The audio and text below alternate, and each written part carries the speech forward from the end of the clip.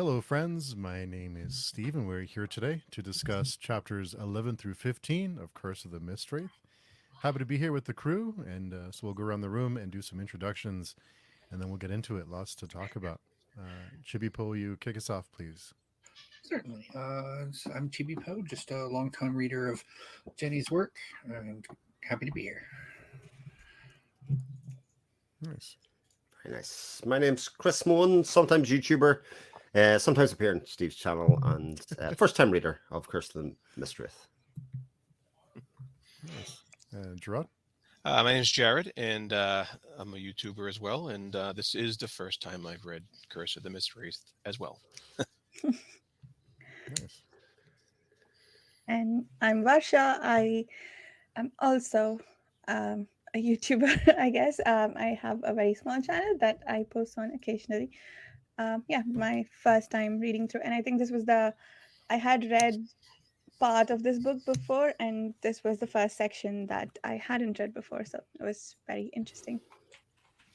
Nice. Glad everyone can make it. And just want to mention before we get into it that next Saturday at 6 p.m.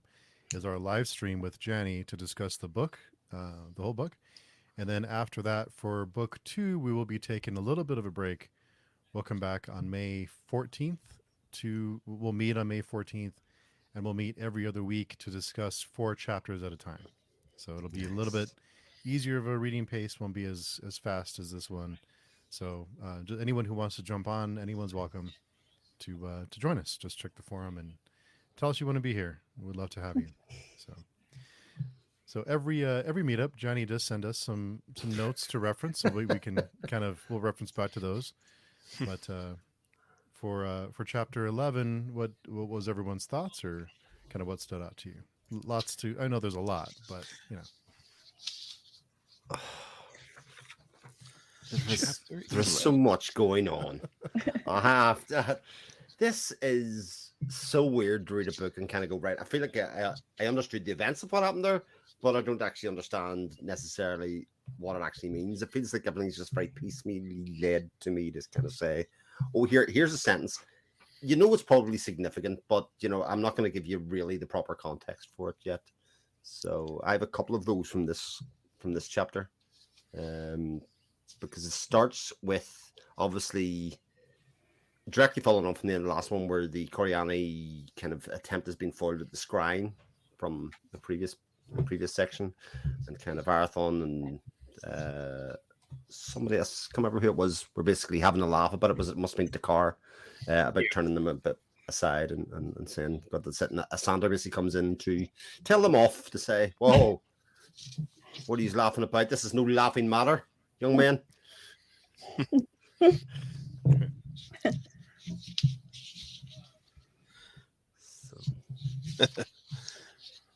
Yeah.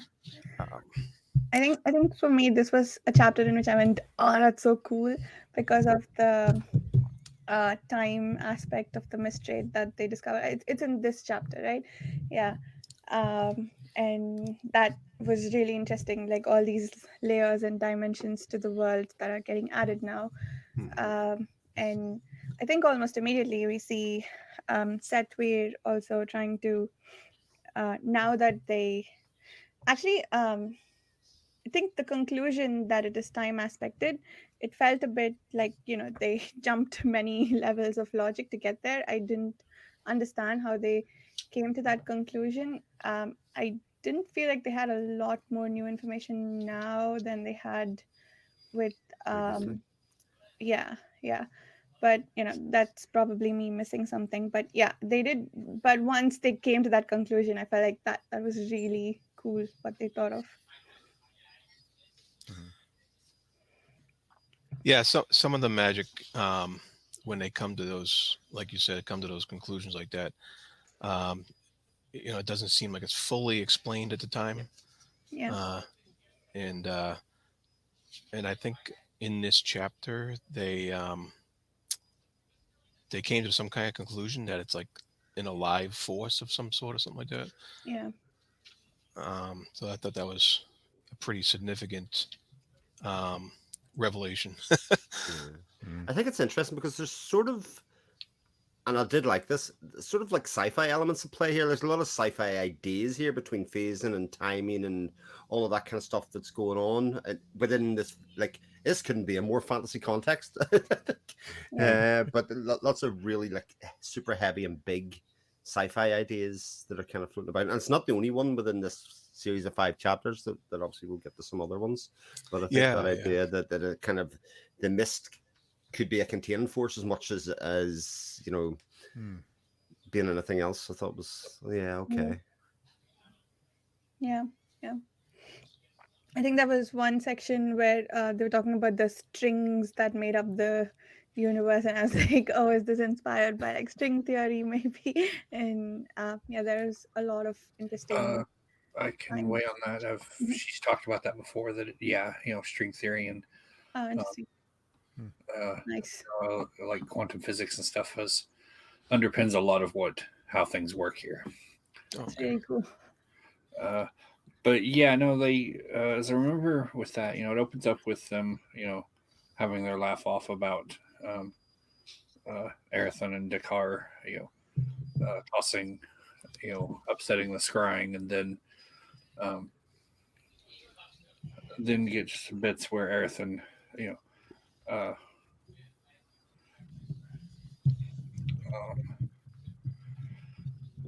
finally makes his decision about the crown, and then we get to the whole bit where he and Lysair are talking, and what goes down there, and it's like since they can't, like they'd mentioned, I think at some point before that, the Paravians just like went up and disappeared, and so they didn't really have any idea, any way to determine what the Mistwraith was. They thought it was like a thing, but not necessarily a sentient force. And then, right, yeah, we learn, no, there's something more going on here. Yeah, I thought that was interesting. There was like the speech from a Sindir as well about warning about Alera and actually not engaging with her, and actually how dangerous it'd be for her specifically, to reciprocate this feelings or even engage with her to let her know that she's in. While at the same time, somebody had said the Killing Tower may admit no force except unconditional love as well. Which was kind of the compassion was the vehicle they used to do the scrying in the first place, but obviously it's just kind of revisited as we go through these set of chapters that Alera's relationship is both seen as an advantage for the Coriani and also is something that some people are quite unhappy about on their end. Yeah, that's true. I mean, just basically, it's like as this jumps ahead a little, but to the end of chapter 15, but it's like even I think Muriel mentions that she's you've got to be careful that girl. She hadn't sent her off back to interact or be near them again, probably wouldn't have been a problem, but because she did, just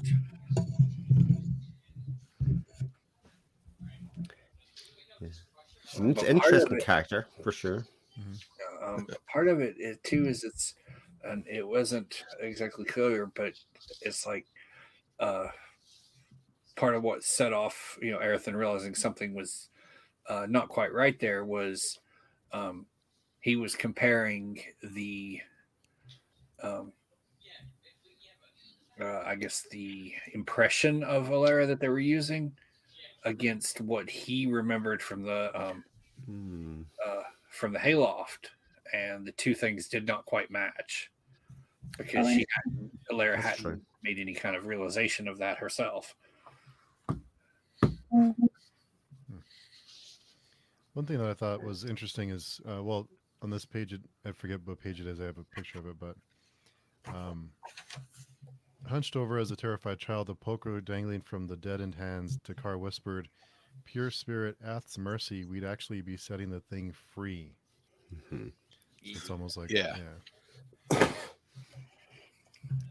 Yeah, and I think it sort of reinforces the idea that the Fellowship actually don't understand very much about anything that's going on here. You know, they have been planning for this for many years. They've been kind of talking about it for many years, but all this is all new information to them.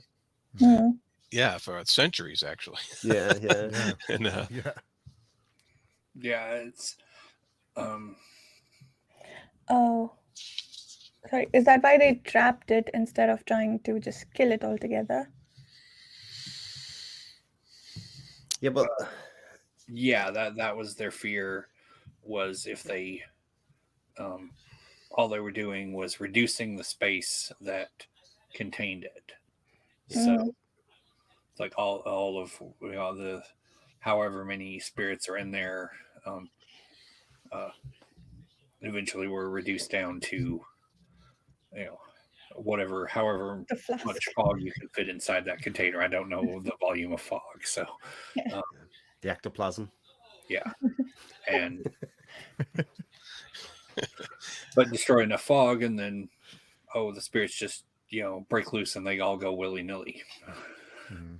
yeah, there was some speculation between the different sorcerers here, like Sethvir and Traith, who had tried to. I guess they tried to fight it before. Well, Traith was fighting it at closing the door, wasn't he? I think that was part of it, wasn't he? He When was it doing first that. invaded, yeah. Yeah, Yeah. he said he kind of seared away half of his memory or something, his awareness, Mhm. Yeah. and Yeah. so this has kind of been a problem. So they had some kind of clue that they needed. I guess they needed a little more than just themselves to be able to take care of this. Mm. But it is funny that the Fellowship are sort of in the same place as the reader, as in we really don't have enough information to make definitive Yeah, kind of observations, and you're kind of all you can do is kind of take another little bit of information and keep on speculating as to what's happening, which is Yeah. the reader and the air doing. So I did think it's interesting though. It's like, even though it's like they had no, by their own admission, no inkling that it was a sentient, or that there were all these spirits in there, but it's just like that comes out. But they pretty much they don't miss a beat in developing a way to deal with it. They're like, yeah, no, this is new information, but we know ways to deal with this. So Mhm. Yeah. so it really drives home that it's like they have centuries, a long time of having dealt with a lot of stuff. So there's a lot of experience here. Yeah. I think it was also. Flounder Sorry, ink. go ahead. Yeah. I don't know who I interrupted. Sorry. I think I think it was really interesting that Sethvir almost immediately knew how to go into time aspects and do whatever sorcery he did there. So that's interesting. Both like to what you said, Chibipo, that they knew immediately how to deal with it once they had a guess. But also, if that is an area that it's also interesting that they didn't think to check there. Maybe they don't frequently encounter beings that can influence across time. I do think they were very quick to dismiss it. It was kind of like, oh, this is all new information. This could be Yeah. potentially end of the world. But you know what? Let's keep on doing it. Let's keep on going. Yeah. I think we saw the Fellowship make a lot of mistakes in this. And I did wonder, so most stories with a prophecy that I have read or watched, the knowing of the prophecy leads people to do things that they probably wouldn't have otherwise. This feels a bit like that, but maybe not quite to the same extent. Like the fact that they decided to sacrifice Lysair, and they knew that he was going to turn against Arathon at some point and like maybe cause war, and also they were trying to protect their secrets. I wonder if they didn't know the prophecy beforehand, if they would still have made the same choice, or yeah, like how much of the knowing of the prophecy or reading of the strands led to some of their decisions. That is a very interesting. I'm trying to figure out whether this is another story where the knowing of the prophecy is changing the decisions that they make. yeah.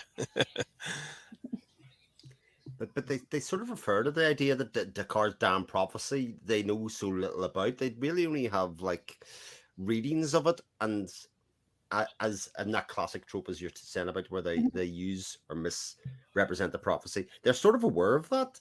You know, insofar as they don't actually know the finer details of how anything this is going to happen. They knew obviously that the two brothers were going to be responsible for getting rid of the fog and the mist, etc. in general. And that in its own right, for us as the reader, even the start was like seen as, oh, that's a good end. Oh yeah, that's good. That'll end like centuries of, you know, whatever the mist was doing it, you know, for ill. But actually, you know, well, what does that mean? How do we get there? Is there any cost to that? None of that's known. But like the end goal was seen as justified in its existence, you know, for doing everything. Yeah. It's also like, you know, they're working, you know, on the prophecy note, you know, they're, you know, working with I guess so little information on it. Yeah. They're like, you know, it's like these things shall, you know, not happen or shall happen until, you know, this thing happens. And the only thing that they know is that this thing is contingent on, you know, Erethan accepting, you know, the High Kingship. Yep. Yeah. Right. Yeah. Yeah, and he's still kind of complaining about that in this chapter, this first chapter. Yeah. He's not done. Yeah, I know. Yeah. And then, you know, we you know, they thought, hey, everything's in order. We can, you know, we can get that to happen. But and then we get a couple of I don't know if we're jumping ahead a little bit there, but then we get another prophecy, you know, that, you know, compounds the whole thing. Yeah. So now they're like, is this still valid? We don't know. I think the Black Rose prophecy, it doesn't have a timeline attached to it, right? So we don't know if that was actually disrupted because Arathon wasn't coronated that day. Maybe, you know, at a later point he'll come back like that. I feel like that's still open. I'm trying to figure out why the Fellowship is sort of assuming that they will all come to a head in this like short timeline when they themselves have lived centuries and the brothers are probably going to live centuries. Maybe that's what the strands told them, but yeah, that's interesting. Yeah, the interweaving of prophecies of course is very interesting, but also I'm wondering if, you know, we haven't seen the last of either of these prophecies. Likely not. I know they you know, it's like, yeah, we could have, you know, centuries, you know, to work this out, and they actually did consider that in the last batch of chapters, if I remember right. Yep. But then they were like, oh wait, no, we can't do that because, you know, and though for reasons we don't know, it's like the Paravians, you know, would go and disappear, and they're you know, completely, and they're like, you know, they're like, no, we can't do that, and we don't know why yet, but.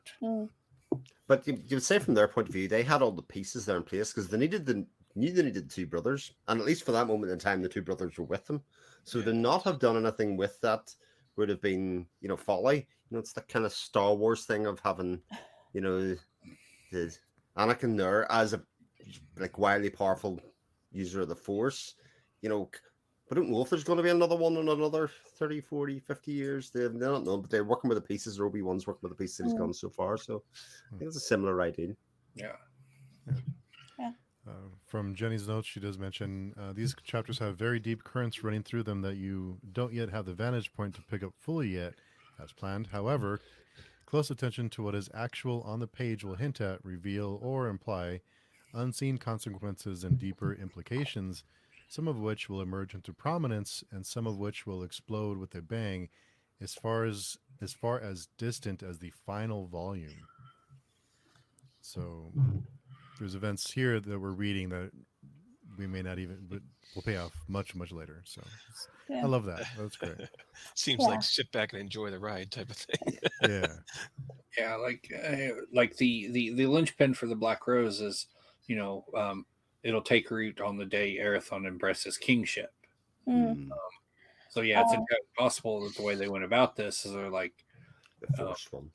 They were going to coronate this, and I'm like, yeah, but that doesn't necessarily mean he's going to embrace kingship. You know, he could be off in the middle of nowhere and just have an epiphany, and you know, Yeah, and it's not necessarily kingship of Rathane, right? Like, I mean, he's sort of leading the clans now. Maybe it's for a different group or that subset group, perhaps. Yeah. yeah, and we still too have the question of what exactly do the kings do? It's just like the townsfolk and whatnot don't want them back, but we don't really know why. Yeah. Yeah. And Why I think was she's mentioned it's like they're not kings like we would think of a king. See, and that question comes to my mind as well, but I'm left with a kind of thing at the moment. Is that this would be interesting to ask probably Johnny next week? Is it kind of feels at the moment that it's a kind of anti-capitalist kind of narrative is what they're going to the kind of capitalism is taking over.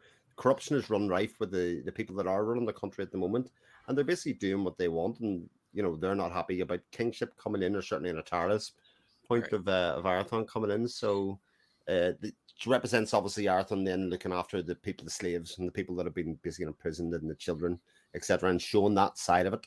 And then actually quite cleverly uses it as the stick that breaks Lysair and Arathon's relationships, to hang it on to say, oh, he showed me that, but I only seen one side of the argument, and therefore he can't be trusted. So it kind of feels a bit like, at this stage, like an anti-capitalist sort of narrative, but that would be, again, quite unusual in like a epic fantasy books with hints of sci-fi and now political thing. But there are all those things are possible. Yeah, and it's like we see the little bit of history that gets told that like the townsfolk were so afraid of the High Kings and the Paravians that they went to the trouble to dam up this river and reduce this entire region to basically a desert in order to keep them from coming back, because they wouldn't with it being a wasteland, no one would want to go there. And I'm like, that's kind of insane. Yeah. Yeah, for how beautiful and awesome we are told the Paravians are, it's interesting that they were that the townspeople did bad things to them. So yeah, I'd be curious if they had real reason, or if it's just sort of racist hatred. But isn't it interesting when the Atarans decide, oh, we're just not going to stand, we're going to take Arathon out before he can even get further?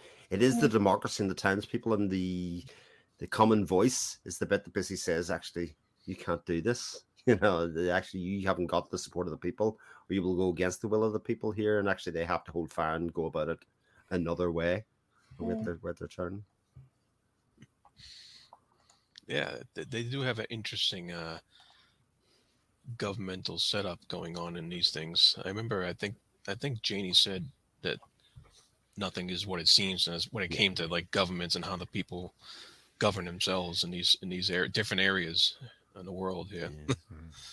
Yeah, she mentioned that in notes for the last set to say that it appears like a feudal system to start off with, and I think even by the end of that set of chapters, you can kind of see it's probably not just feudal. Yeah, that was it. But even now, we're getting another couple of layers to kind of say it actually still is different again than what you think of it. So I think it's constantly evolving, our understanding of these things.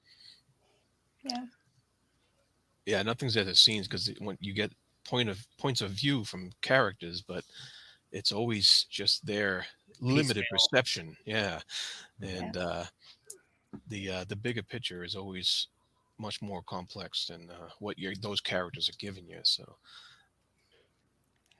the two shadow behind the throne people that we meet, it's very interesting that neither of them felt tempted by power. They were both very happy to give up their mantle when their true kings showed up. And I don't know if that's like total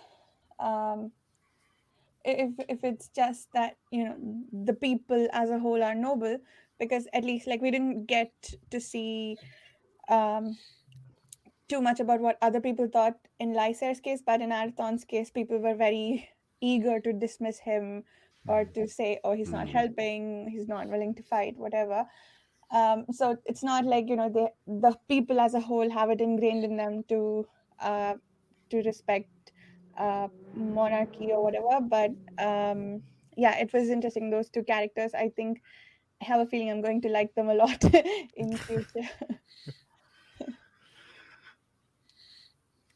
Extremely reminiscent of Dune, that part. Actually, Mm, that kind of idea of you make your own prophecy, and actually it will hold the people long enough that they will keep their place. They basically inventing a prophecy there to kind of say the Bene Gesserit to say, yeah, oh, this person will come along. So when that person does present, everybody kind of swears fealty, or, yeah. or a certain subset of people swear fealty immediately. Right. Just- Yeah, she does Yeah. mention. Oh, sorry. Go ahead. Oh no, go ahead. I was gonna. From her notes, there was a lot going on. If you knew and you don't, the full scope.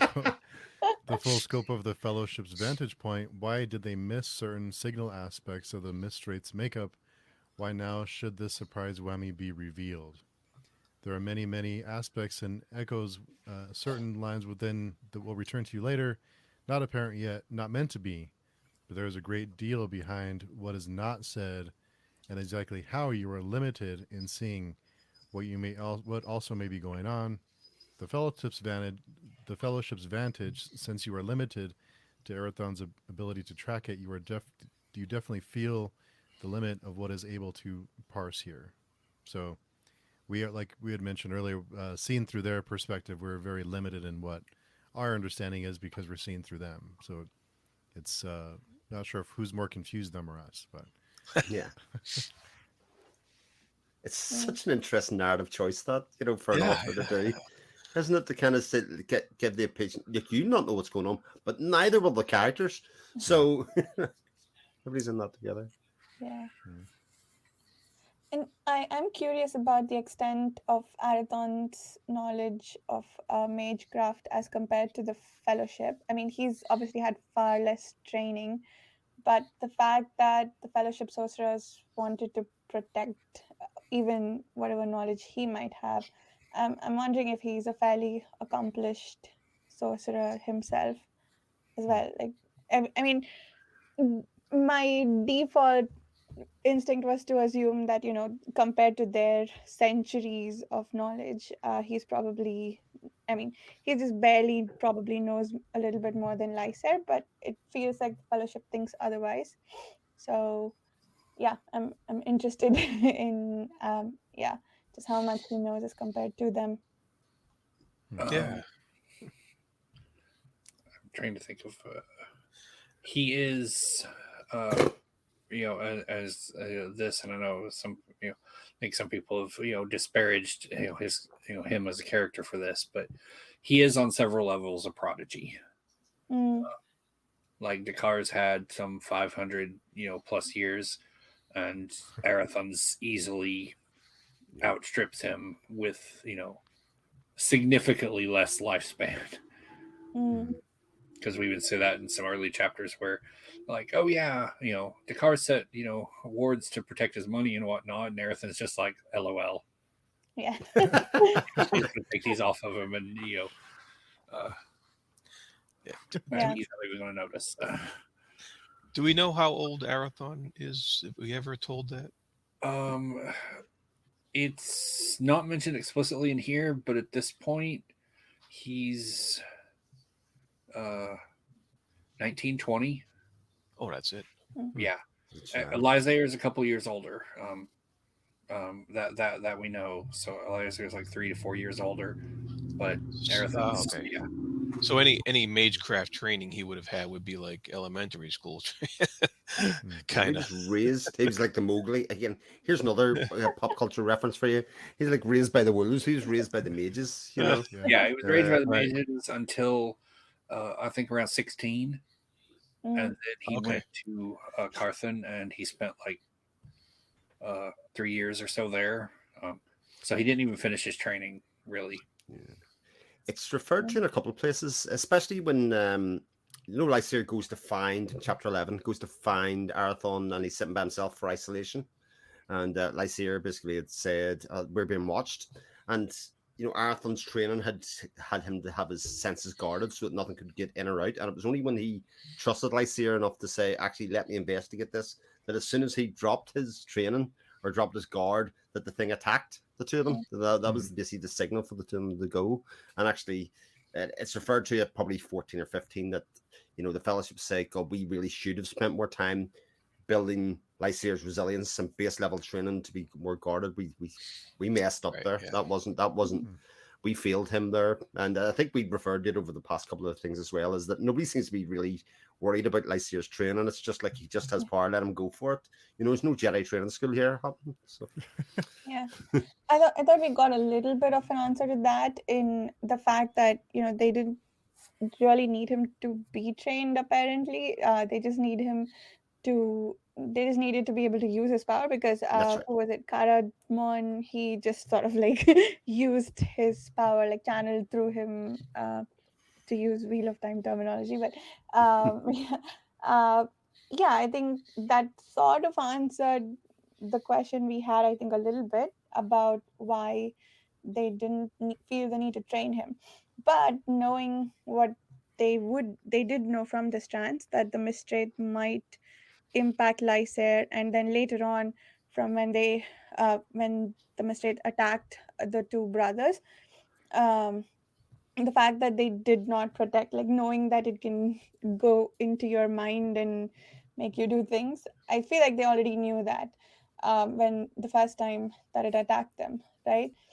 And they chose to not protect him. So I don't know if they had resigned themselves to the prophecy at that point. And yeah, sort of, but they were also like, well, we need to have the Provians back, and they saw all the possible futures, were don't have the Provians back, or multiple variations of, Lysair raises all the townsfolk to war for some reason, and they didn't have any explanation as to why, and I see. So they needed to let Lysair go bad, sort of. they didn't know why he was doing it until until like the very last minute there, with Dakar's a little fit in the and then he. But I thought it was also interesting is during that the entire fight they got Caradmon's permission was using casting sorcery through his light and helping reinforce it and everything, and is like compelling him to push past his limits up until that very last instant, and then Caradmon's like, okay, this next thing, if you're going to do this, it has to wholly 100% be your decision. And Caradmon just kind of vacates Lysair's address or whatever. I don't know how you describe it. Yeah, so I'm assuming he like 100% like just detached himself, because it's like I was thinking about that. I was like, if Caradmon was in so close unity with Lysair, how did he not see the wraith insinuating itself in during that moment? This was later on in the chapter. It's 12. Conquest. The Conquest 13. chapter, I think. 13. 13. Yeah, 13 isn't it? Yeah. 13. So there was also, I think, to Jani's notes here about 12. Sorry, 12 was Conquest. Yeah, 12. Yeah. To Jani's notes here about what the sorcerers know and when they figured out what.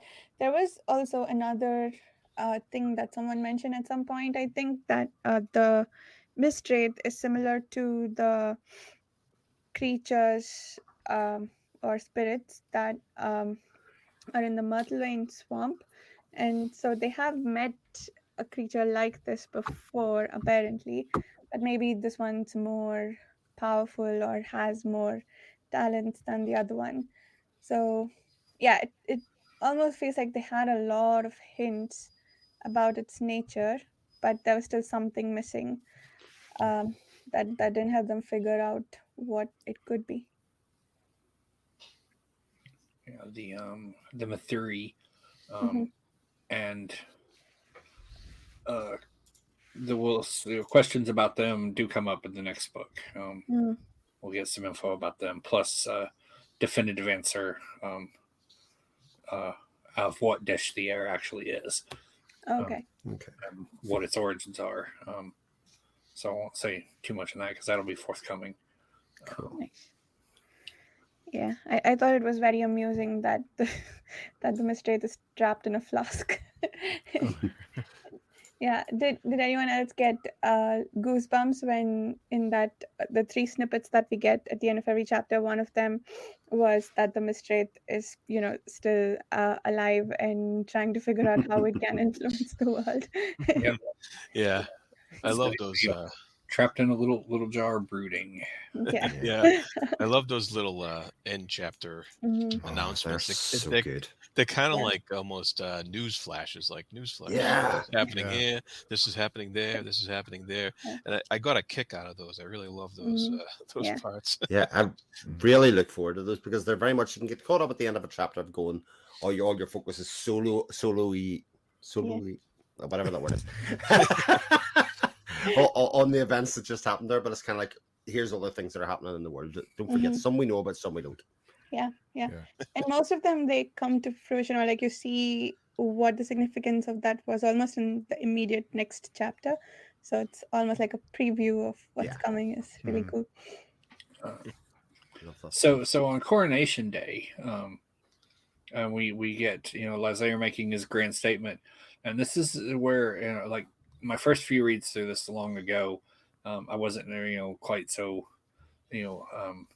generous in my assessment, but I actually really feel bad for Lysair here, because you can just completely tell he's been completely twisted around. Like every single thing that happens or is actions that Lysair instigates, and you just watch Lysair also simultaneously just twists around the logic and reasoning in his head to where none of this is his fault. Yeah. It's all Yeah. Ericson. There was, I think, a chapter, like one subsection of the chapter, either in the one immediately preceding Coronation Day, or maybe, I think it was after Conquest, but I think it's called Introspection or something. And that whole section is Lysair thinking to himself about all the things he wants to change and do right and whatnot.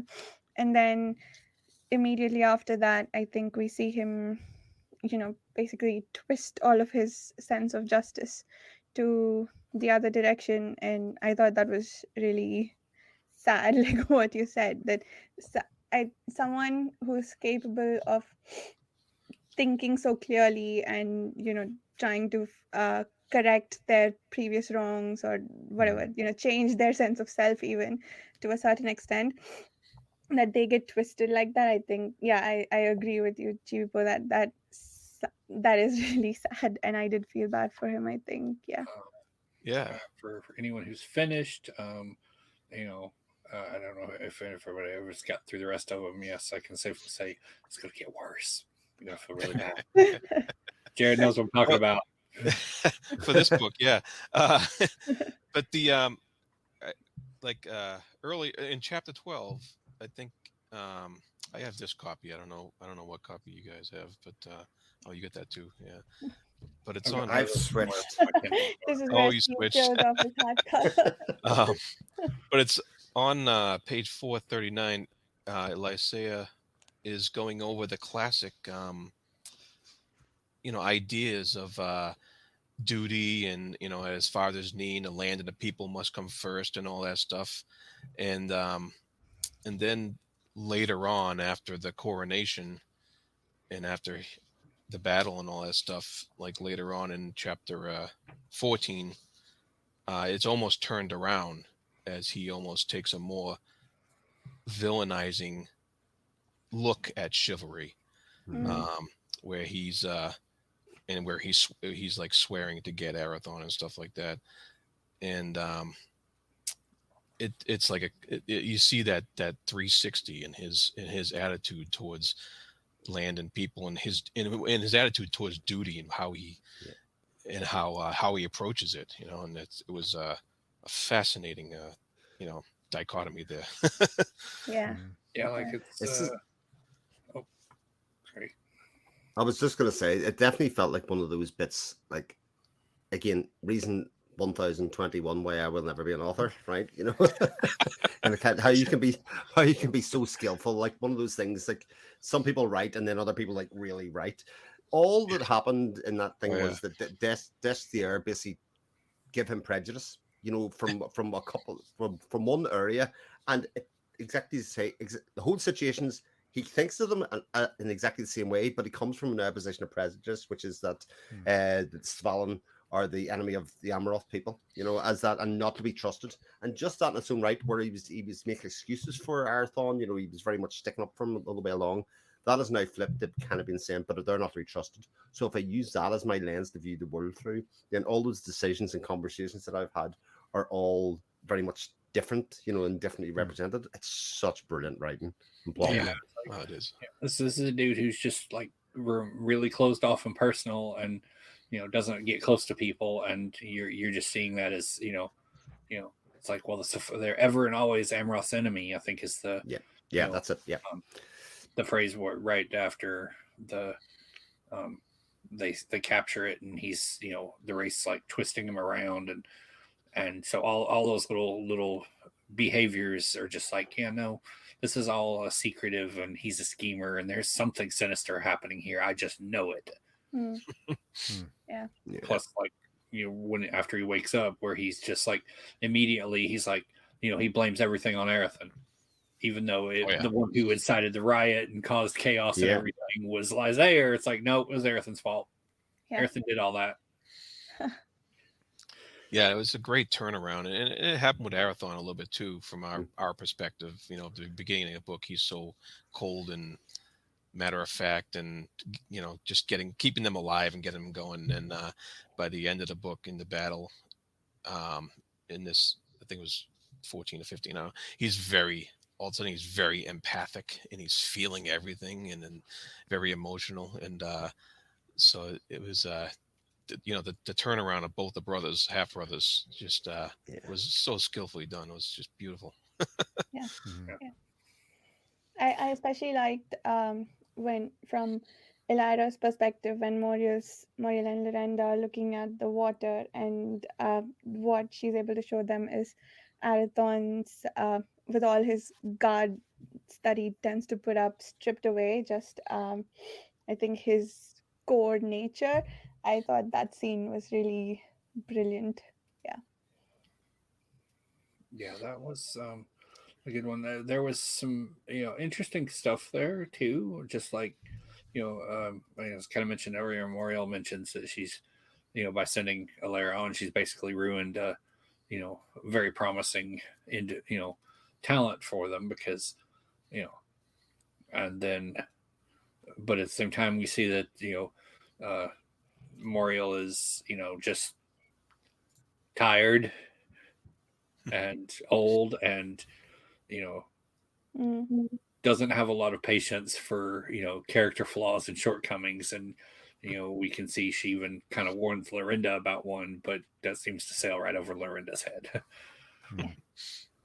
Yeah, I really like what she tells Lorinda about, if she has to crash and burn, let her do it because of the decisions she makes, not because you are angry about, some indiscretions on her part. So I'm really paraphrasing and maybe misquoting what she actually says, but like that's sort of the essence, right? That and I really liked that. I think that's also a really interesting take on, I don't know, some things that we might encounter in daily life as well. Yeah, it's a couple of centuries of wisdom there. Yeah. Yeah, like I think it's too, it's like they mentioned, or Alera tried to, put that forward, trying to get, an ally in the Coriani for Arathon, and for reasons that Alera obviously has no knowledge of at this point, was completely the opposite, achieved, because, Mm. The scene at the end of 10 where Moriel and Lorinda got thoroughly humiliated and wrecked because of Aerith, and so it's like she's already like, yeah, Moriel had already decided, nope, nothing Alara showed her was gonna change her mind. She's like, nope, this guy has to be curbed, period. Yeah. Yeah, this fear of I think essentially they fear that they cannot predict Arathon's actions, and that makes him dangerous. Yeah, I think that I'm interested to see how that will play out. Do you think that's a case that they can't predict his actions or they can't control his actions? Because I read it as very much, Arathon is going to do what Arathon is going to do based on, his center code of justice, whatever he's going to do. And it doesn't matter who gets in his ears. It doesn't matter. Asandir and the Fellowship have no control over him whatsoever. Whereas obviously Lysair's showing that people can get in his head and kind of go, here, what did you see what he did over there? And he goes, yes, what? I cannot believe he did that. Yeah, Yeah. Sorry, go ahead, Chibipa. Yeah, it's definitely a little part of it. Like, she's just not going to accept, that kind of power in someone she can't control.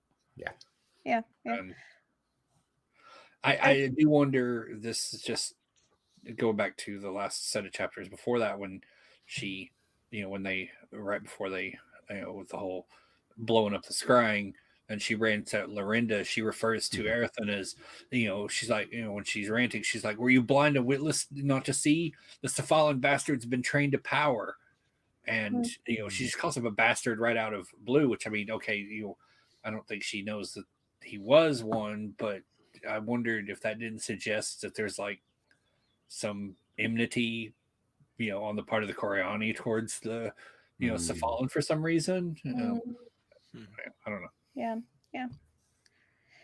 There was. Oh, go ahead.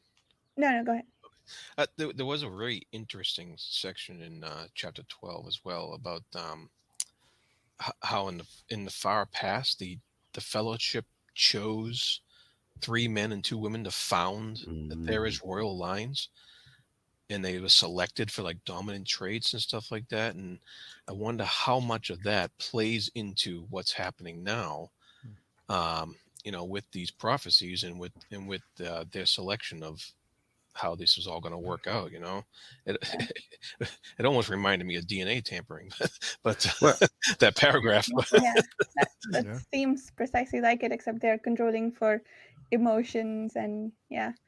I think we were wondering last time that about the implications of inherited compassion and things like that, and I think that they really explored that in this a little bit, because I think as soon as Lysair finds out that the trait that he's inherited is justice, he's like basically rethinking his entire life to see which ones were forced and which decisions of like his sense of justice were forced and which ones he probably made on his own.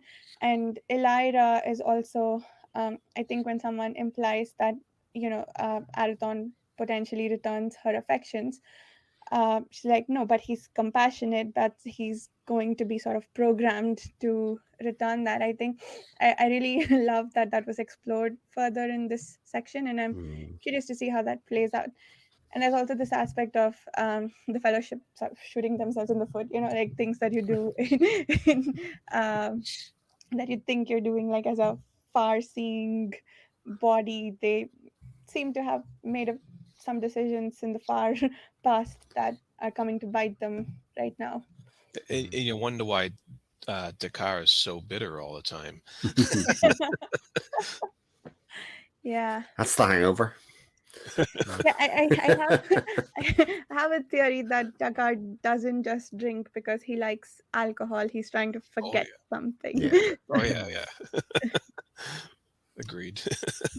I consider he's got a foresight gift that he can't really control. He's probably seen some stuff. Yeah. I think it was also mentioned earlier, it's like, and that's just, he has like multiple ways to avoid seeing stuff, just because it doesn't set well with him. Like in the cabin way back, after they came through the gate, and he Yep, thought it's he was going to have a vision while he was holding a lithial, and he's like, nope, yeah, dropped it. Yeah, like nope, I want nothing to do with that. yeah. Yeah. In the chapter with the new prophecy, the second prophecy that we still don't know the details of. I think I think Chibibo, maybe you said this during one of our previous discussions, that Dakar represents the reader in some cases, and I think that's kind of what he was like full on doing in this chapter, because he didn't know what he had prophesied, and neither Yes. did we. And he just kept running around mad trying to figure out what it was. Yeah. Well, he had the as they describe it, he's got two different sets of uh,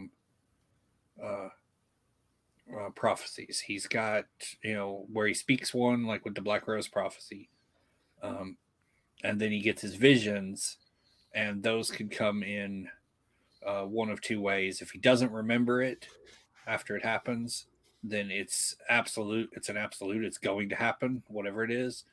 Oh. If he remembers it, it could happen. Interesting. Oh, Right. really?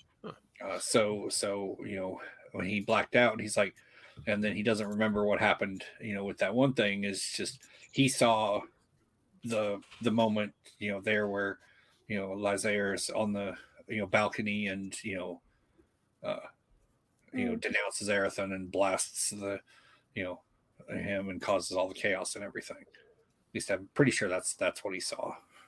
Is that also? Sorry, go ahead. Yeah, I think that's what he saw. That's what it implied to me, but I could be wrong. And that is also the scene that Lysair sees when they are battling the Mistwraith, right? Just Yes. like right before the conquest chapter ends, or like the Mistwraith is fully bottled. That's the vision that Lysair also has. Yeah, the thing, and they mentioned it, where they're like, oh, we maybe we shouldn't have, maybe we should have had Erethan be the one to stand in the breach at the end there, and where they're examining Lysair and all is, and yeah, it's definitely in here, is they realized that they wanted to protect not give the Mistwraith access to Grand Conjury and whatnot, but they didn't realize that the horse had already run out of the barn at that point. Yeah. Like it had already encompassed the entire scope of everything that Erethan knew. Yeah. I think this prophecy coming to fruition is, I think, potentially another instance where knowing the prophecy made it happen, because Arathon was just happily getting dressed, and Lysair probably would have seen him where he was and asked him his questions, and maybe everything would have been okay. But instead, Lysair caught him running and had additional justifications to what he like. I think he got angry that he was running away from his kingship again, right? That this means less. No, the people of Itara mean less to him than his need to learn music or whatever. So, yeah, I think that also was brought to a head because Arathon heard Dakar's prophecy. So, Yeah, and then the Lyranth, very sad. yes, that Yeah. broke my heart. Because at that point he's not fully twisted, but he's just like, this pisses me off. Yeah. And Like that, Satvir and Asandir kept completely quiet and they tried not to flinch when they heard that he had broken it. He did feel bad about it afterwards. yeah, for Little like bit. yeah, it's like for 2 seconds. Yeah, it's just For a little while, yeah. yeah. I thought there was some very interesting. We saw a lot of magic being worked in this last set of chapters as well. I thought I really liked how they're all like slow, really fine grained workings of magic. Like with the strands, of course, we saw that. But then when Sethvir and Asandir are trying to heal or like exorcise Lysair, or when Lysair is trying to remove Arathon's shadows, I think the only flashy bit of magic we saw was when Arathon defends himself against Lysair's attacks. But everything else is like slow, steady, long durations working of magic, which I think we don't, at least I haven't read a lot of books where that's what happened. So I really loved all the descriptions that we saw. Yeah, and the I like too the in uh yeah, it's 11. Yeah, it's 11, where um uh Deshthir attacks them, and Asandir's, just, it's like they're getting, cornered and overwhelmed, and then it's just like bam. He comes in. Yeah. But again, Asandir's magic or the scale of it or the power of it or what it actually does is still sort of unknown. It just seems to happen other than this kind of picking apart. I think there's that bit very later on when they're trying to rebuild memories and kind of doing that kind of thing that they're kind of saying, well, what do we take out? What do we leave in? When they're trying to get rid of the shadow. What is important, what's not important, and trying to discern. I think they all sort of have that kind of skill within the fellowship, but what's Asandir's actual power? What can he do? Yeah, it's very much it's like, well, we kind of get an idea, but for the most part we see them, they walk very softly. Yeah. Yeah, that's one of the things I noticed that I was trying to question is like, okay, these guys have been sorcerers for centuries and we don't really see exactly what it is they can do. Like Asandir's very direct with his shadow magic, and Lysaia is very direct with his light magic. And but the sorcerer is like, are they in any way related to what Arathon and Lysaia can do, or is it something completely different that they learned? And they did explain a little bit in some areas that Sethvir is a little different in this way, and the other guy's a little different in that way, and but it's still very much up in the air, I think, at this point. Yeah. It's, oh no, that's later. I'm not going to share that.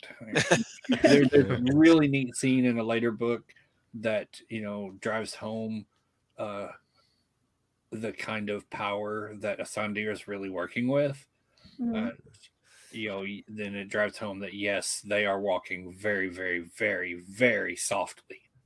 Like, just and then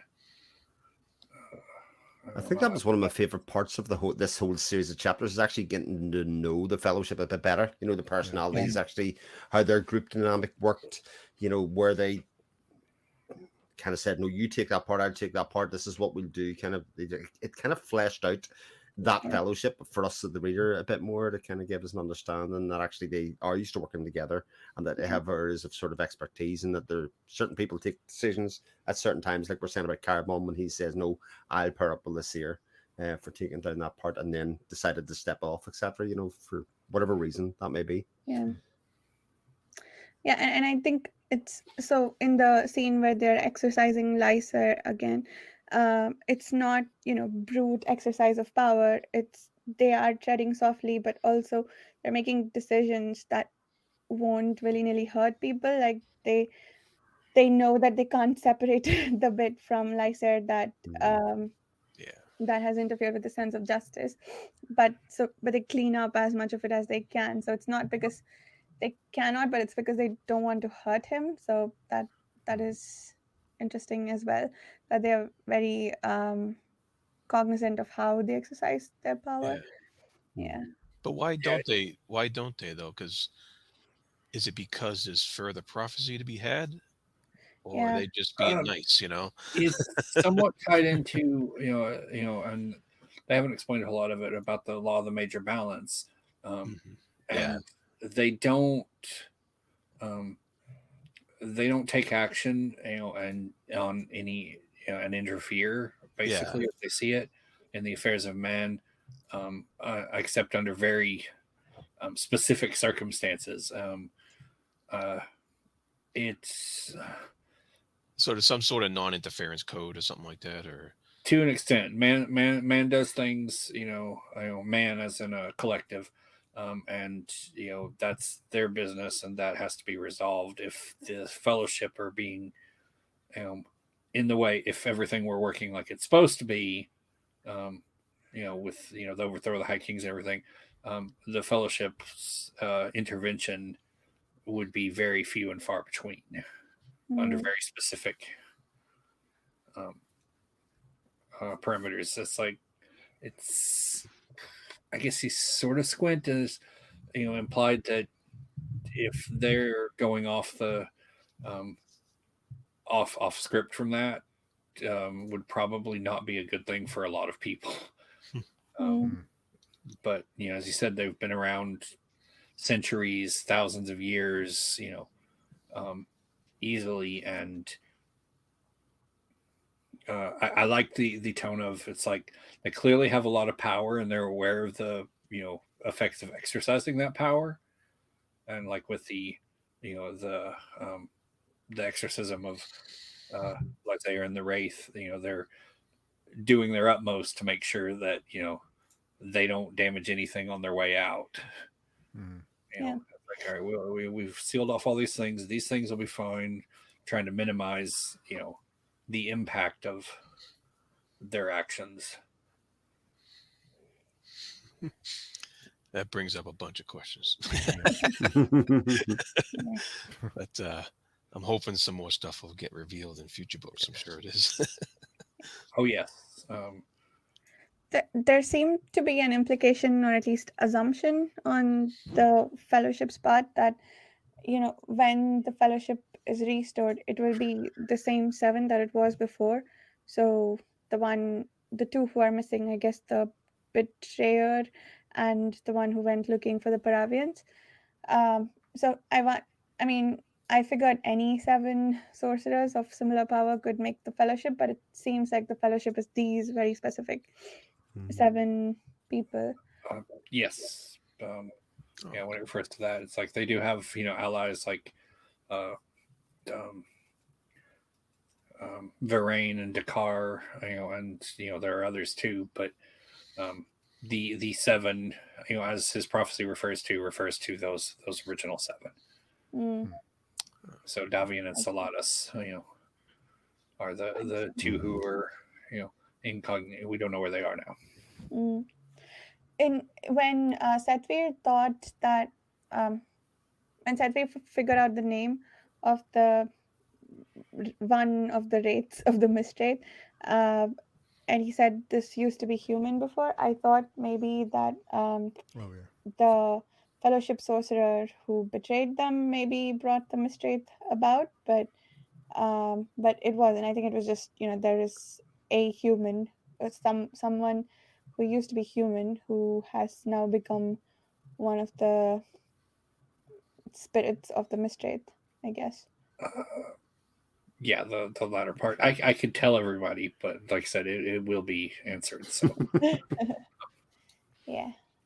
We'll get first part of it in ships, and then the full explanation is in Warhost. Okay. And for more of Jenny's notes, we get more insights into the Mistwraith during the Fellowship's analysis and clearing of Lysair's possession.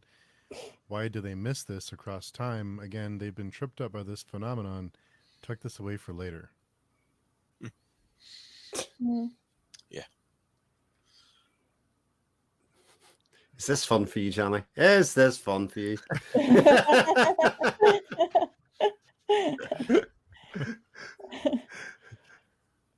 Chibipo's done a really good job not spoiling us on anything. I'm doing my best. I'm biting my lip a couple times. It's like, I want to talk about this, but I can't do it. Yeah. She mentioned that throwaway line in there. Oh yeah. What this realm will kill for certain is his musical talent. More than that. Yeah. I remember reading that. I remember it's like, oh yeah, that's big. Yeah, it's one of those lines that is just I've got lines here across the books that are just like stuck in my head. It's like I'll immediately, can identify a quote from it, and I'll be like, all right, yeah, I know where that is, and I know when that happens, and Wow. I don't know the actual page number, but I can go find it, easily. But again, what is his musical talent? Because it's obviously just not playing the Labyrinth really well. There's obviously, another level to that actually is supposedly really important to the future of the world and all that kind of stuff. Because obviously Halloran sort of spots this in him as well later on, kind of going like, I can see what he's doing for everybody else, but I actually see it. It's a bit like we were talking about, the musician spotting the other musician, from across the room and actually kind of going, I can read in between your actions here, which I think is quite clever. Yeah. It doesn't Halloran despair, or does he get another chance? I can't remember if he gets another chance to try to teach him stuff, or is that beyond the chapter 15? I think it's beyond here, but that is exploration, because Halloran is the guy that they talked about as being the master who he should be apprentice with, in the future, given the opportunity that he's promised to. I think that isn't right, because he first appeared, I think, on one of those little, there was like 3 notes between the chapters, as in there, and you're kind of like, oh, right, he's kind of over there somewhere at the moment, but we'll get there. Yeah. Yeah. It's one of those. Another one I like. What's the line? You are the enemy I never expected to face. When does that happen? Oh yeah. That's when Halloran confronts him at one point. Right. I think it's in chapter 15. Yeah. Yeah. I think it is. I remember now. It feels like something I've read. But I would try it in Peruvian, but I'm not sure of the pronunciation for all the words. So I was like, I'll just do the translation. No, you've got to own it, Cheapo. This is the thing. You just say it like you know exactly what you're talking about. He goes, yeah, I heard a guy on a podcast once. He pronounced it like this. This is how you pronounce it. Yeah. I have to dig into them more. It's like Peruvian words, but yeah. I don't remember all the bits. I'd have to look it up, and then I can try and pronounce it, but it'd probably be horrible. So what is this about the signal discussion they have with Lysair? How do they handle... Sorry, I'm reading off of Johnny's notes. How do they handle his twisting of viewpoint from what they know? I'm trying to remember what that is about. We have nothing further to say. I cannot remember when that happened. That's post removing the Wraith. They make an attempt, and I think this is part of their, not taking, action, and, like also Moriel's, views it as a misstep, but Alara's like, was like, no, but, where they make an effort to, dissuade him from, the course of action they know he's going to take, but, by their own statement, they don't compel or at least they attempt to, not compel mortals or, interfere with the course of their destiny. And, when it's clear he's not going to, be budged, they're like, okay, they just, we this is no longer our business. And makes sense.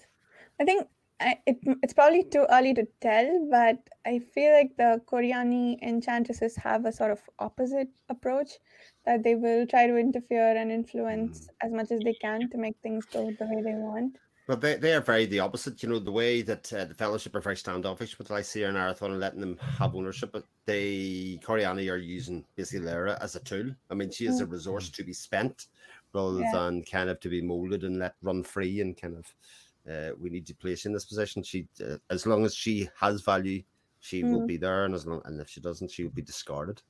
Right. Yeah. Part of that is, and it's sort of implied here, is because Moriel seems very concerned with what the brothers will do and what how impacted it will affect things.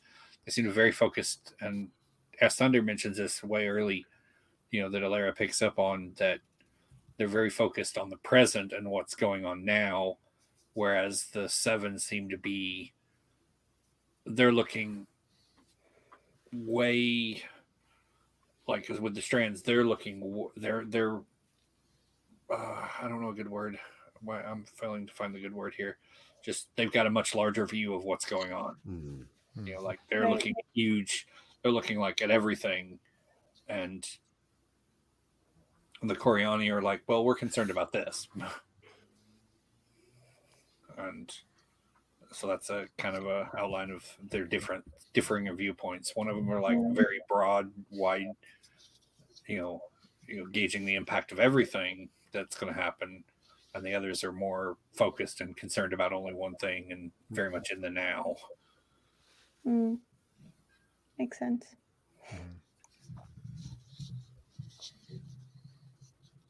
Man, there's a lot happens in 5 chapters. Holy Yeah. smokes. Yeah. These certainly 5, is. yeah, I was like, oh. And so Arathon in chapter 15, this is when he meets up with the clans, right? Yeah, but the clans with his people, essentially. Yeah. Stephen, is that how you say it? Or is it Stevane? Or Yeah. Stay. Oh yeah, I couldn't pronounce You, that. name. Jared named him first, so he's now called Stephen for the rest of the. What was it? Yeah, I think there was, to what Danny's saying here, it's interesting that Arathon was the one kneeling when taking the oath of fealty. Or did he swear an oath, or did the others say? No, he swore an oath. He swore the oath, yeah. Yeah. And they basically said something to the effect of, like, that'll stick, or something to that effect anyway, yeah, it was. Mm. Oh, it's Staven. Stephen. Okay. And he said, he took an oath to Arathon, I believe. Yes, he did. And then he's worried about convincing his clansmen. That's what he's worried about. But I found that a whole thing fascinating, because it's like Arathon just got crowned, kind of by force with the sorcerers, and then now he's getting oaths from these clansmen, and it was just funny how that all worked out. It threw me for a loop, because I wasn't expecting that kind of, one, he's in one place getting crowned forcefully, and then he's in another place where these people want to follow him. And but isn't it interesting that, I mean, I assume everybody felt the same, is that when we read about this conversation, even when he brought the girl and how they initially treated him before the crowning, we felt as the reader that Arathon was in safe company at that stage. They had found his people, as opposed to every other situation he's been in. Oh yeah. His other situation was almost untenable, and indeed, yeah. And now he's a little bit more welcomed, even though he's, of course, this is when, like, his empathy is really kicking in, and he's completely worried about these people and whether they're going to survive and stuff like that. So he's it's quite an impending battle. Yeah, there's a big battle coming from them that will essentially look to wipe them out. It seems like they're against the odds, and he's worried for them, but they're very much, no, this is what we are here to do. If you weren't here, we would still be in this problem. Yeah, huge contrast though, and I just love all the contrasts that go on in this book. It's just incredible. Yeah, I'm looking at it, and it's like all the clansmen,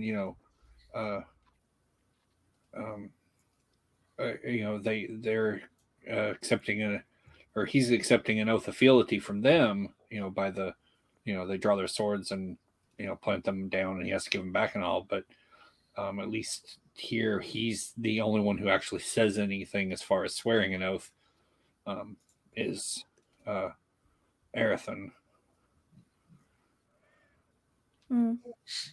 Yeah. Go ahead. Sorry. Go ahead. Let's say, through hardship, famine, or plague, I suffer no less than my sworn companions. In war, peace, and strife, I bind myself to the charter of the land as given by the Fellowship of Seven. Strike me dead should I fail to uphold. for all people the rights stated therein. Dakaran witness. Mm. And Yeah, I was curious what he was up to because I'm pretty sure, contrary to what the clansmen thought, he's not just being idle. I was wondering if he was maybe setting wards or like planning the battle or something else. Yeah, I'm curious to find out in the next chapters. And also, I guess now he'll eat the leaves and try to predict the future a little bit. Yeah, like at least from the ways you behave to him, I don't think it's much of a spoiler to say that at least right now, as of this chapter, he's still very much in the I don't want to set ties to these people, and I am going to get them to disown me or / abandon them. Yeah, that makes sense. That will change very shortly. how's that work out for him? Not going to work out so well. There's so he's able to see the future because of his Sahelis far sight, right? So that must mean that Lyser at some point will, like, he's not trained to it, but maybe eventually he will be able to. So I'm interested in like how all these varying prophecies and predicting of the futures, how they all like, and they're all trying to influence the events and bring about the outcome that they want. I'm curious to see how that goes later on in the series. It's a bit of a more of an innate talent, the Sahelis Farsight.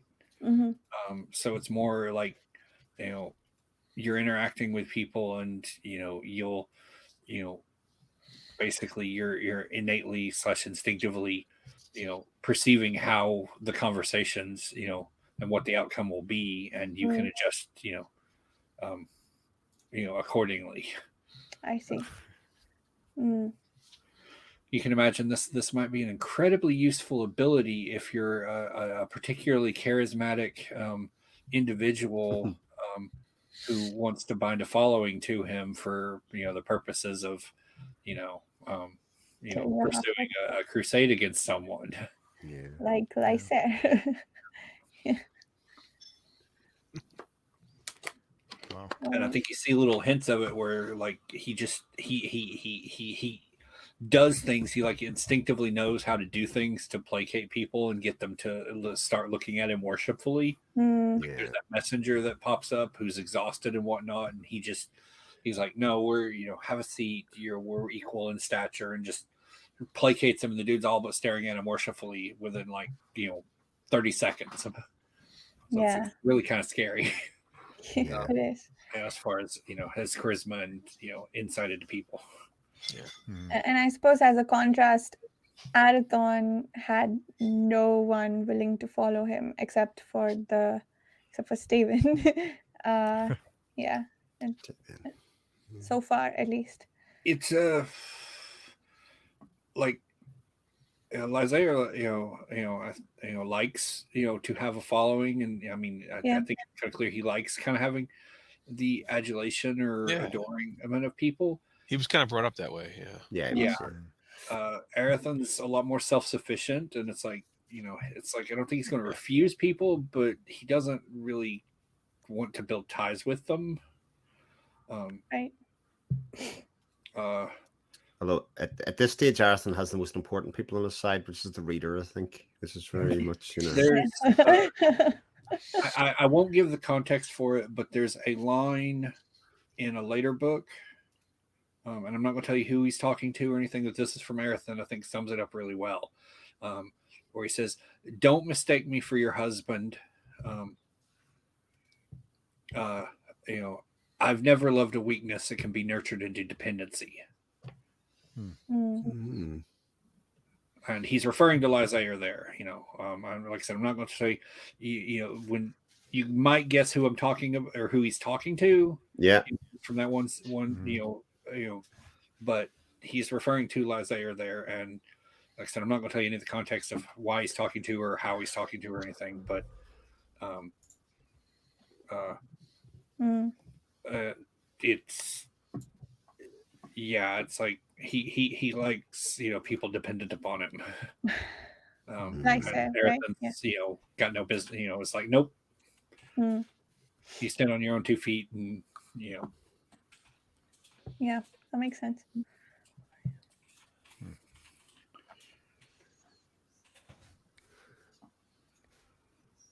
Lots of stuff.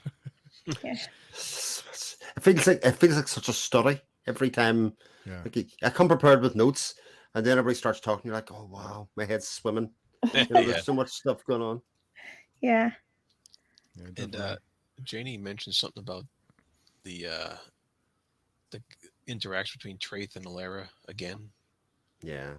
And Oh, I love Traith. I I think think Traith's so she's- interesting. I think she might have jumped ahead a little there, because I'm like, wait, Traith and Alara don't meet Haven't until met yet. sometime in the next. Oh, couple of right. chapters. Okay. That's because I was kind Okay, so we'll of skip that. skimming through looking for that, and I'm like, what the hell? But Traith seems to have a more standoffish view than everybody else of everything else that's going on. Kind of like Yeah. less Yeah. controlling and more kind of like, okay, let's watch and see what's happening here. But seems to have a good idea of what's happening. It's sort of implied that, I mean, we haven't seen Asandir and Sadhvir turn into their spirit forms to travel, but it's sort of implied that Traith is stuck in his physical body, right? So yeah, I've Ugh. been wondering whether Asandir and Sadhvir have that power, or if Karadmon and Luhain are also stuck in their own way in the physical form, because they don't ever change. Like they only, I guess, they use illusion to present themselves when they want Yeah, people they're to both- know they're around. Karenmon and Luhain are both spirit form. Right. Yeah. Sethvir and Asander could go that way, but I think it's a one-way road. Oh, interesting. Okay. Yeah. So far as we know at this time. Mm. And they're not sure if Traith can actually, with him being injured, could actually, do it. So, Mm. and then there's this one that Jenny mentioned, and I would recommend, if anyone has it, or hasn't picked it up, is to read The Gallant. Where she asks yes. in the notes here, she's like, and you were seeing them from the client's perspective. Ask yourself, do you really understand the culture yet? I don't think there's a whole lot that gives you, much of an insight other than to the clan culture, as to, as far as the division. But I think if you read The Gallant, you get a better idea that, like I said, this is very much not a medieval feudal, king system. There's a lot more going on here. Yeah. Right. Huh.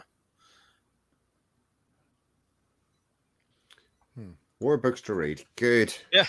I was Yeah. wondering when I was going to squeeze 100 in. pages. It goes very quickly. I will even happily, I'll go buy a copy and send it, email it to people if you want. I think I acquired it a few weeks ago. Wait, Gallant, right? Yes. Yeah, there's an... It's about we meet him briefly in this one during the Mirthful Land Swamp stuff. It's about Varian. Mm.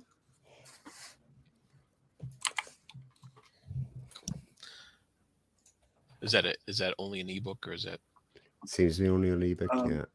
It's I believe she's only there was a collection of it was an ebook collection that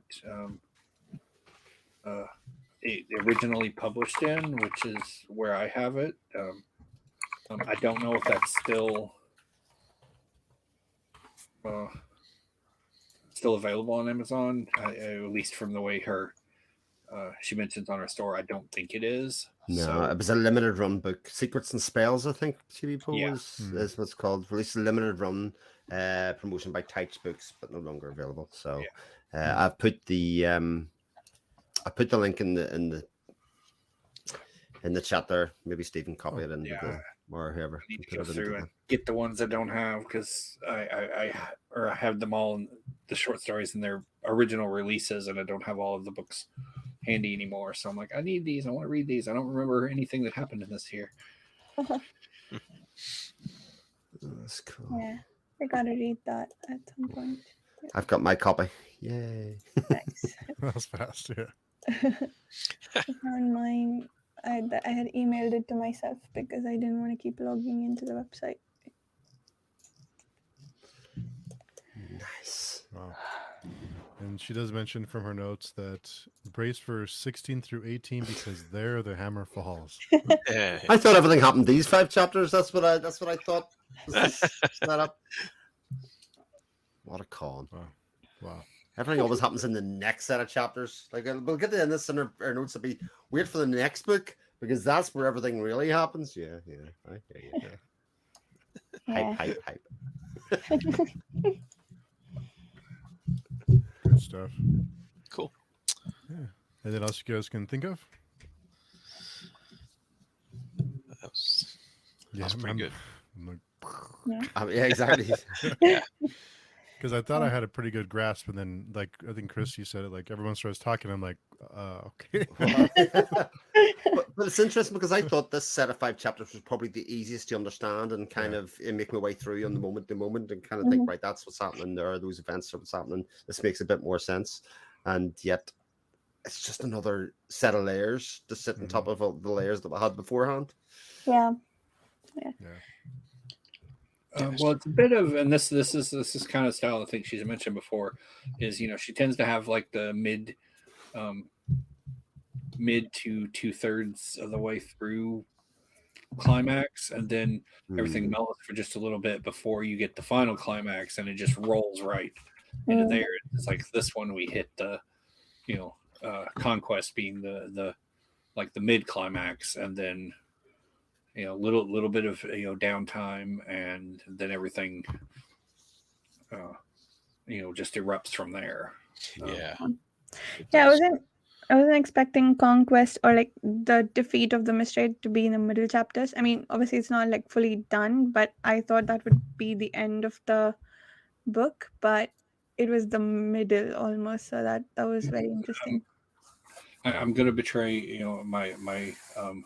my gaming habits here, but it's not dissimilar to in that respect to the latest expansion of Final Fantasy XIV, where they'd been over the course of the games they'd been building up to what everybody thought was going to be your final boss, and we thought that this one character you were going to fight him as the final boss. So if anyone's playing 14 and is in the newest expansion, you might want to mute me, but and then you get into the expansion and you get to level 83, and then you're fighting what you thought was going to be the final boss, and you're just like, wait, what? Why is this happening now? What's coming next? But it's not dissimilar to the idea like the book is called Curse of the Mistwraith. It didn't say defeat the Mistwraith. It doesn't it's not called any of that. So it's literally when that happened and then we got the curse, I was like, oh well, obviously this is what the book's really about. Yeah, emphasis on the curse. Yeah, until we got to that chapter, I thought the curse of the Mistwraith was just the fact that it existed, that the land was cursed with the existence of the Mistwraith. But yeah, you're right. Like the part where it actually curses the brothers is now what the book is about. Right, yeah. Which is cool. Wow. Okay. So next week we have the rest of the book with Jenny. Lots of questions for her next week. Yes. Lots of things to discuss. Might not be talking to her by then. This might be maybe meet.